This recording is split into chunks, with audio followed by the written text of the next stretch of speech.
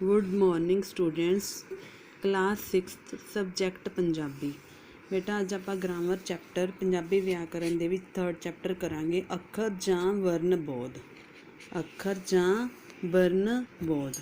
वर्ण बोध नूं व्याकरण दा पहला भाग मन्निया गया है। व्याकरण दा पहला भाग किस नूं मन्निया गया है? वर्ण बोध नूं। इस विच भाषा नूं लिखती रूप देण लई कुछ चिन्हां दी वरतों कीती जांदी है। इस नूं चिन्हां नूं अखर जां वर्ण आखदे हन। अखर जां वर्ण की हुंदा है बेटा? भाषा नूं लिखती रूप देण लई कुछ चिन्हां दी वरतों कीती जांदी है। इन्हां चिन्हां नूं अखर जां वर्ण आखदे हन। ਇਹਦੀ ਡੈਫੀਨੇਸ਼ਨ परिभाषा की आएगी अखर जां वर्ण बोध दी? भाषा नूं लिखती रूप देण लई ਵਰਤੇ ਜਾਣ ਵਾਲੇ चिन्हां नूं अखर जां वर्ण आखदे हन। भाषा नूं लिखती रूप देण लई ਵਰਤੇ ਜਾਣ वाले चिन्हां नूं अखर जां वर्ण कहंदे हन। लिखती रूप देण लई आपां अखर जां वर्ण किहड़े वरतदे हां? ਊੜੇ ਤੋਂ ਲੈ ਕੇ ਲੱਲੇ ਪੈਰ ਬਿੰਦੀ तक अखर जो भी अखर वरतदे हां उस नूं की कहंदे हन? अखर जां वर्ण कहंदे हन। अखर जां वर्ण किन्ने प्रकार दे हुंदे हन बेटा? अखर जां वर्ण 2 प्रकार दे हुंदे हन। अखर जां वर्ण 2 प्रकार दे हुंदे हन। पहला की है स्वर, दूजा की है व्यंजन। स्वर किस नूं आखदे हन?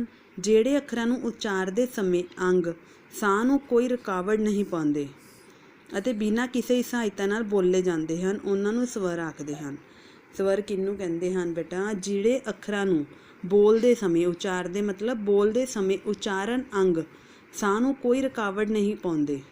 ਜਦੋਂ ਆਪਾਂ ਕੋਈ ਵੀ ਅਕਸ਼ਰ ਬੋਲਦੇ ਹਾਂ ਤਾਂ ਉਸ ਨੂੰ ਉਚਾਰਨ ਅੰਗ ਹੈ ਜਿਹੜੇ ਕੋਈ ਰੁਕਾਵਟ ਨਹੀਂ ਪਾਉਂਦੇ ਤਾਂ ਉਸ ਨੂੰ ਉਹ ਬਿਨਾਂ ਕਿਸੇ ਸਹਾਇਤਾ ਨਾਲ ਬੋਲੇ ਜਾਂਦੇ ਹਨ। ਉਸ ਨੂੰ ਕੀ ਕਹਿੰਦੇ ਨੇ? ਸਵਰ। ਸਵਰ ਤਿੰਨ ਹੁੰਦੇ ਆ। ਕਿਹੜੇ? ਊੜਾ, ਆੜਾ, ਈੜੀ। ਊੜਾ, ਆੜਾ, ਈੜੀ। ਇਹ 3 ਅੱਖਰ ਕਦੇ ਵੀ ਮੁਕਤਾ ਦੇ ਰੂਪ ਵਿੱਚ ਨਹੀਂ ਵਰਤੇ ਜਾਂਦੇ।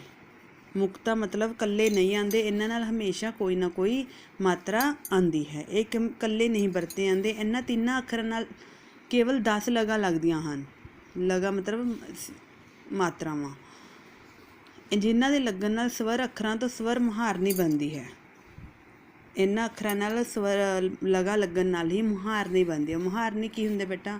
ਜਿਵੇਂ ਕਿ ਆੜਾ ਸਵਰ ਮੁਹਾਰਨੀ 'ਚ ਕੀ ਆਏਗਾ? ਅ ਦਾ ਅ, ਆੜੇ ਦਾ ਆ, ਈ ਈ, ਈੜੀ ਦਾ ਬੜੀ ਈ, ਊ ਊ, ਊ ਊ। ਈੜੀ ਨੂੰ ਕੀ ਲਗਾਵਾਂਗੇ? ਏ। ਆੜੇ ਨੂੰ ਕੀ ਲਗਾਵਾਂਗੇ? ਐ। ਊੜੇ ਨੂੰ ਓ ਦਾ ਮੂੰਹ ਖੁੱਲ੍ਹਾ ਛੱਡ ਦਾਂਗੇ ਤਾਂ ਓ ਦੀ ਮਾਤਰਾ ਬਣ ਜਾਂਦੀ ਹੈ। ਆੜਾ ਓ। ਜਿਵੇਂ ਇਹਨੂੰ ਕੀ ਕਹਿੰਦੇ ਆ? ਮੁਕਤਾ ਦੇ ਨਾਲ ਕੋਈ ਅੱਖਰ ਨਹੀਂ। ਆ ਕੰਨਾ, ਸਿਆਰੀ, ਬਿਆਰੀ, ਔਂਕੜ, ਦਲੈਂਕੜ, ਲਾਵਾਂ, ਦੁਲਾਵਾਂ, ਹੋੜਾ, ਕਨੋੜਾ। ਬੇਟਾ ਇਹ ਹੁੰਦੀਆਂ ਲਗਾਂ।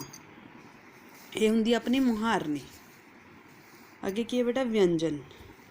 ਵਿਅੰਜਨ ਉਹ ਧੁਨੀ ਜਾਂ ਅੱਖਰ ਹੁੰਦੇ ਹਨ ਜਿਨ੍ਹਾਂ ਦੇ ਉਚਾਰਦੇ ਸਮੇਂ ਉਚਾਰਨ ਅੰਗ ਨੂੰ ਸਾਹ ਵਿੱਚ ਕੁਝ ਰੁਕਾਵਟ ਪਾਉਂਦੇ ਹਨ। ਵਿਅੰਜਨ ਕਿਹੜੇ ਹੁੰਦੇ ਹਨ? ਜਿਨ੍ਹਾਂ ਨੂੰ ਬੋਲਦੇ ਸਮੇਂ ਜਿਹੜੇ ਉਚਾਰਨ ਅੰਗ ਨੇ ਆਪਣੇ ਸਾਹ ਨੂੰ ਕੁਝ ਰੁਕਾਵਟ ਪਾਉਂਦੇ ਹਨ। ਇਸ ਤਰ੍ਹਾਂ ਜੀਭ ਕਦੇ ਦੰਦਾਂ ਦੇ ਅੰਦਰਲੇ ਪਾਸੇ ਲੱਗਦੀ ਹੈ, ਕਦੇ ਤਾਲੂ ਦੇ ਨਾਲ, ਕਈ ਵਾਰ ਬੁੱਲ ਮੀਟ ਜਾਂਦੇ ਹਨ। ਇਹਨਾਂ ਨੂੰ ਬੋਲਦੇ ਸਮੇਂ ਕੀ ਹੁੰਦਾ ਹੈ? ਕਈ ਵਾਰ ਜਿਹੜੀ ਆਪਣੀ ਜੀਭ ਹੈ ਦੰਦਾਂ ਦੇ ਅੰਦਰਲੇ ਪਾਸੇ ਲੱਗਦੀ ਹੈ, ਕਦੇ ਤਾਲੂ ਨਾਲ ਲੱਗਦੀ ਹੈ, ਕਈ ਵਾਰ ਬੁੱਲ ਮਿੱਟੇ ਜਾਂਦੇ ਹਨ। ਬੁੱਲ ਮਤਲਬ ਕਿ ਬੰਦ ਹੋ ਜਾਂਦੇ ਹਨ। ਵਿਅੰਜਨ 2 ਪ੍ਰਕਾਰ ਦੇ ਹੁੰਦੇ ਹਨ, ਅਨੁਨਾਸਿਕੀ ਜਾਂ ਨਾਸਕੀ ਜਾਂ ਸਧਾਰਨ ਵਿਅੰਜਨ। ਨਾਸਕੀ ਵਿਅੰਜਨ ਕੀ ਹੁੰਦੇ ਆ ਬੇਟਾ? ਜਿਨ੍ਹਾਂ ਅੱਖਰਾਂ ਦੀ ਆਵਾਜ਼ ਬੋਲਣ ਸਮੇਂ ਨੱਕ ਵਿੱਚੋਂ ਹੋ ਕੇ ਨਿਕਲਦੀ ਹੈ। ਜਿਨ੍ਹਾਂ ਅੱਖਰਾਂ ਦੀ ਆਵਾਜ਼ ਬੋਲਣ ਸਮੇਂ ਜਦੋਂ ਆਪਾਂ ਉਹਨਾਂ ਨੂੰ ਬੋਲਦੇ ਹਾਂ ਤਾਂ ਉਹਨਾਂ ਸਮੇਂ ਨੱਕ ਵਿੱਚੋਂ ਹੋ ਕੇ ਆਵਾਜ਼ ਨਿਕਲਦੀ ਹੈ, ਉਹਨਾਂ ਨੂੰ ਨਾਸਕੀ ਵਿਅੰਜਨ ਕਹਿੰਦੇ ਹਨ। ਪੰਜਾਬੀ ਵਿੱਚ 5 ਅਨੁਨਾਸਕੀ ਅੱਖਰ ਹਨ, ਜਿਵੇਂ ਕਿ ਨੀਆਂ, ਈਆਂ, ਨਾਨਾ, ਨੰਨਾ, ਮੰਮਾ। ਈਆਂ, ਨੀਆਂ, ਨਾਨਾ, ਨੰਨਾ, ਮੰਮਾ। ਇਹ 5 ਅਨੁਨਾਸਕੀ ਵਿਅੰਜਨ ਹਨ। ਇਹਨਾਂ ਨੂੰ ਬੋਲ ਕੇ ਦੇਖੋ ਬੇਟਾ, ਇਹਨਾਂ ਨੱਕ 'ਚੋਂ ਆਵਾਜ਼ ਆਉਂਦੀ ਹੈ। ਅੱਗੇ ਕੀ ਹੈ? ਸਧਾਰਨ ਵਿਅੰਜਨ। ਇਹਨਾਂ 5 ਨੂੰ ਛੱਡ ਕੇ ਜਿਹੜੇ ਨਾਸਕੀ ਵਿਅੰਜਨ ਹੈ ਇਹਨਾਂ ਨੂੰ ਛੱਡ ਕੇ ਬਾਕੀ ਸਾਰੇ ਕੀ ਨੇ? ਸਧਾਰਨ ਵਿਅੰਜਨ ਹਨ। ਬਾਕੀ ਕੀ ਨੇ? ਸਾਰੇ ਬੇਟਾ ਸਧਾਰਨ ਵਿਅੰਜਨ ਹਨ। ਅੱਗੇ ਕੀ ਹੈ? ਦੁੱਤ ਅੱਖਰ ਜਾਂ ਵਿਅੰਜਨ। ਦੁੱਤ ਅੱਖਰ ਜਾਂ ਵਿਅੰਜਨ ਕਿਹੜੇ ਹੁੰਦੇ ਹਨ?